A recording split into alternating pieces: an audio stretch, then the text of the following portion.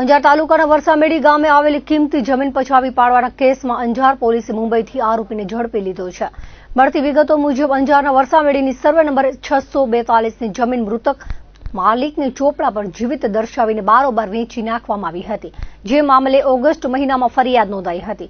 જમીનના મૂળ માલિક શામજી ચાચાણીનું વર્ષો અગાઉ નિધન થયું છે. આ જમીન તેમની બહેનને વારસાઈમાં મળી હતી અને તેઓએ પૌત્ર વિલથી આ જમીન આપી હતી. જોકે કોઈ અજાણ્યા વ્યક્તિએ શામજીભાઈ બની મહેશ શંકર ચંદ્રાને જમીનની પાવર ઓફ એટર્ની લખી આપી હતી. મહેશે આ જમીન ધાણેટીના 50 સુરા રબારીને 99 લાખમાં વેચી હોવાનો દસ્તાવેજો બનાવ્યો હતો. સમગ્ર મામલો સામે આવ્યા બાદ અંજાર પોલીસમાં ફરિયાદ કરવામાં આવી હતી. તે સમયે પોલીસે મુખ્ય આરોપી અંજારના દિનમાબત કાસમરાયમાં જમીન ખરીદના ધાણેટીના 50 સુરા રબારી અને ખોટા દસ્તાવેજમાં સાક્ષી તરીકે સહી કરનાર અંજારના સુલતાન અબુ બકર ખલીફાને ઝડપી લીધા હતા. આ મામલે તપાસ કરતી પોલીસના ધ્યાનમાં વધુ એક આરોપીનું નામ સામે આવ્યું હતું, જેની મુંબઈથી ધરપકડ કરવામાં આવી છે. આ બાબતે પીઆઈ અજયસિંહ ગોહિલનો સંપર્ક કરતા તેમણે જણાવ્યું હતું કે મુંબઈથી મૂળ કચ્છના પ્રકાશ દહિયાની ધરપકડ કરાઈ છે, જેની ગુનામાં મદદગારી હતી.